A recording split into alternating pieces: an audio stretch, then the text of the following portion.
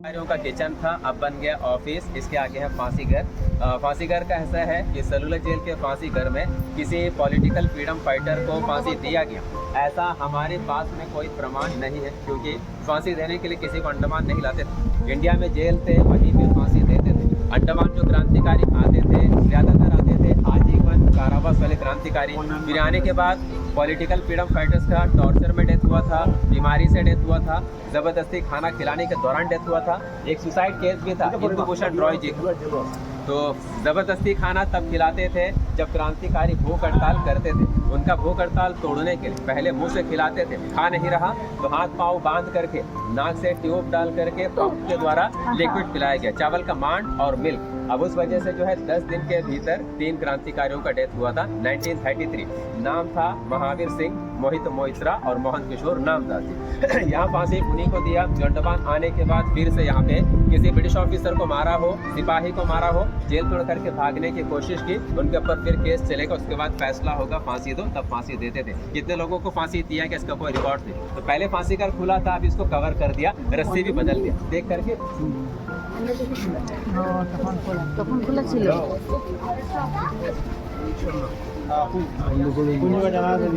বন্ধ হয়ে গেছে, নতুন নতুন সব নতুন বললো ওইখান থেকে बना। काल है संस्कृत शब्द जिसका मतलब होता है समय, टाइम, मृत्यु। अब कोई कैदी अंडमान आ गया तो समझ लीजिएगा काल के मुंह में चला गया। फिर पानी जो है अंडमान निकोबार द्वीप समूह के चारों तरफ हजारों मील पानी है। यदि कोई कैदी भागे तो कहाँ तक भागेंगे? आसपास के जंगलों में। वहाँ जाते थे, आदिवासी देखते थे, वो उनको मारते थे।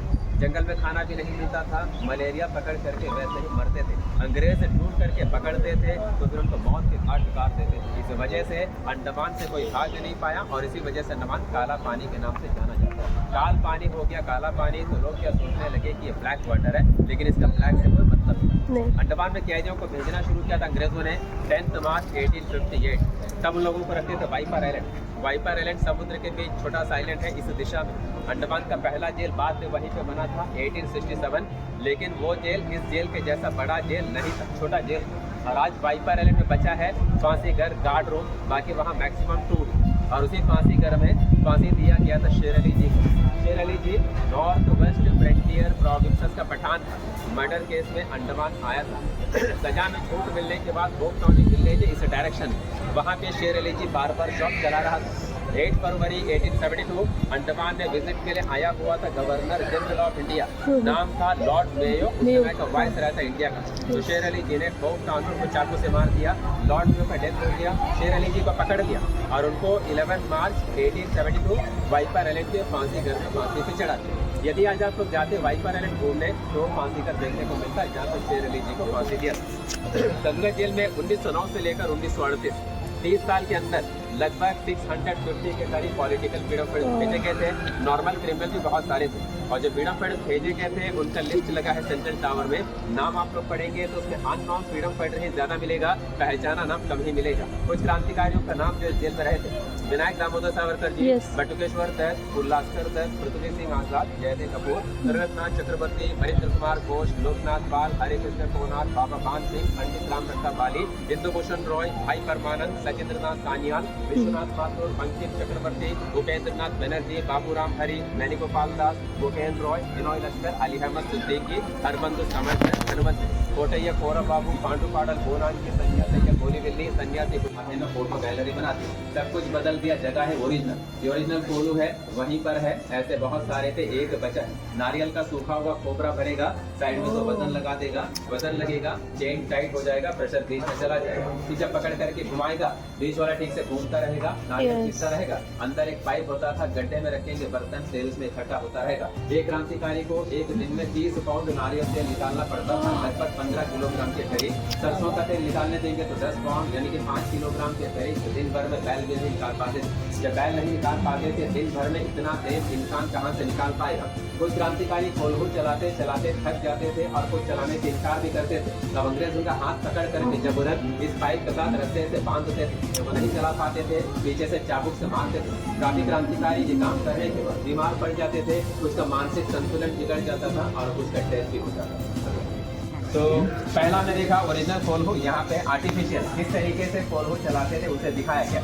और यहाँ फ्रीडम फाइटर बैठ करके नारियल का छिलका निकालते हैं। छिलका निकालने के बाद छिलके को कूटेंगे, छिलका नरम होने के बाद बाहरी छिलके को हटा देंगे, फिर अंदर का जो रेशा है उसे पानी में भिगोते थे, फिर जब नमी हो जाता था फिर बाहर निकालते थे, कूट कर धूप में सुखा कर इस मशीन में रोल करेंगे तो बनेगा रस्सी।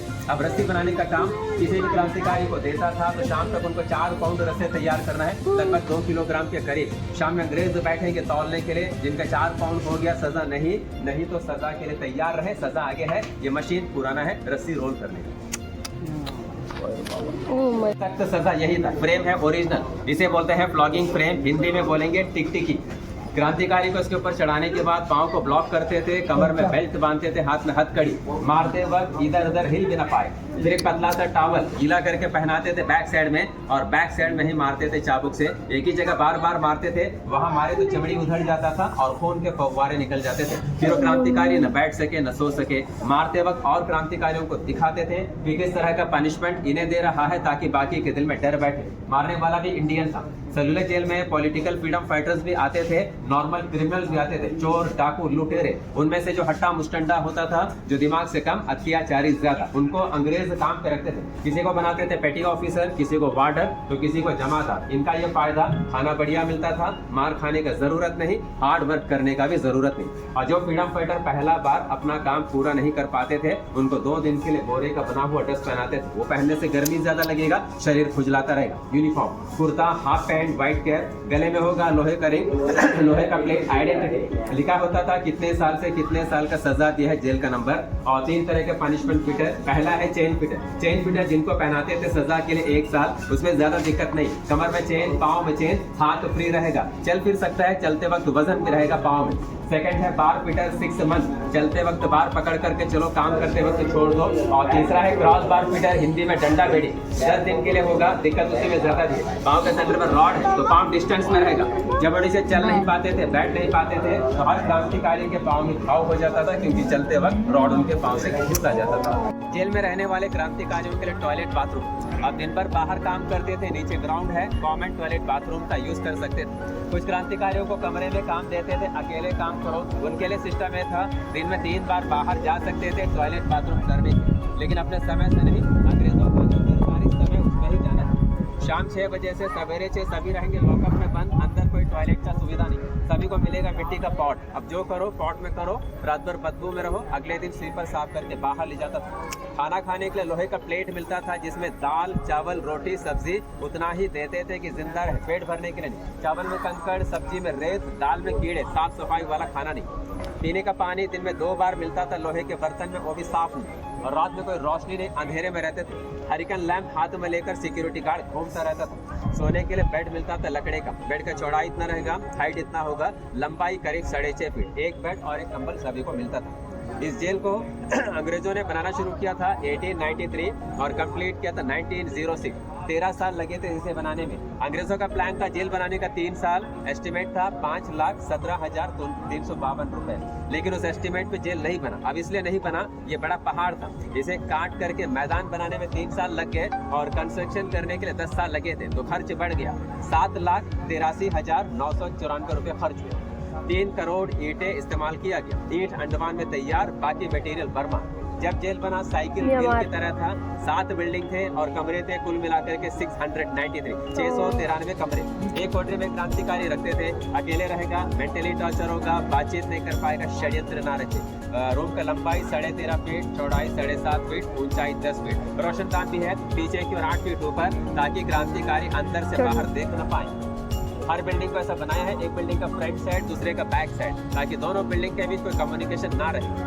काम करने के लिए 7 में से 4 ब्लॉक के सामने कारखाना, वहाँ पे क्रांतिकारी नारियल तेल निकालते थे, हमने देखा। और बीच है सेंट्रल टावर। सेंट्रल टावर के टॉप पे रहेगा सिंगल गार्ड, ऊपर से निगरानी करेगा बाउंड्री वॉल। उनके अलावा 21 गार्ड दिन रात पहरा देगा। हर फ्लोर पे रहेगा एक गार्ड। तो पहला कमरा गार्ड का, उनका दरवाजा है बड़ा। क्रांतिकारियों का दरवाजा देखिएगा छोटा है, और दरवाजे का लॉक जो है दरवाजे के लेफ्ट साइड काफी दूर रख दिया। हाथ में चाबी लग भी गया तो भी ताला खोल ना पाएगा। और दरवाजे के राइट साइड में छोटा डोर बना है खाना देने के लिए। और अभी हमारे पास 7 में से केवल 3 बिल्डिंग बच गया। 1 नंबर, 7 नंबर, पीछे और भी है 6, बाकी 4 हिस्सा टोटली टूट गया। अब कैसे टूट गया?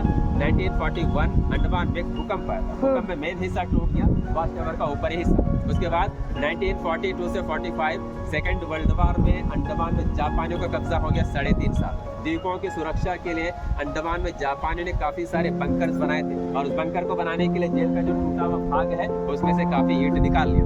फिर आजादी के काफी साल के बाद 1964 जेल का जो हिस्सा रहने लायक नहीं रहा, खराब हो गया, तो वहाँ पे हॉस्पिटल बना दिया। छोटा हॉस्पिटल था, वो बनते बनते आज अंडमान का सबसे बड़ा हॉस्पिटल बन गया। उस हॉस्पिटल का नाम रखा गया गोविंद वल्लभ पंत, जो यूपी के पहले चीफ मिनिस्टर थे, उनके नाम से रखा गया। इस जेल को बनाने का जो इंजीनियर था उनका नाम था मैक्लेन, और इस जेल का अत्याचारी जेलर का नाम था David Perry. David Perry Ireland के रहने वाले थे। उनका समय रहा अंडमान में 1905 से लेकर 1919। उसके बाद उनका तबीयत बिगड़ गया, पैरालाइज हो गया, फिर उनको शिप पे चढ़ा दिया और कलकत्ता पहुंचा दिया। कलकत्ता पहुंचने के साथ ही डेविड पेरी का भी डेथ हो गया। तो इस वजह से उनके बारे में कहा जाता है वतन परस्तों को अपने वतन से दूर रखने वाला खुद आखिरी घड़ी अपने वतन का मोह दिसंबर 1943 सुभाष जी ने जेल का विजिट भी किया था। जहाँ से लौटने के बाद जेल से आगे जाएंगे लगभग 500 मीटर के करीब दूरी पर है जिमखाना ग्राउंड भी है, अंडमान क्लब भी है। वहीं पे उन्होंने देश का पहला तिरंगा झंडा फहराया और अंडमान निकोबार द्वीप समूह को तो नाम दिया। अंडमान का नाम उन्होंने रखा था शहीद द्वीप निकोबार का स्वराज। आज यही दोनों नाम प्रधानमंत्री मोदी जी ने करके डील आइलैंड और कैप्टन कर दिया। आज इसका नाम हो गया शहीद स्वराज। 1 जनवरी 1944 सुभाष जी अंडमान से वापस लौट गए। सेकेंड वर्ल्ड वॉर का एंड 1945 अंग्रेजों का जो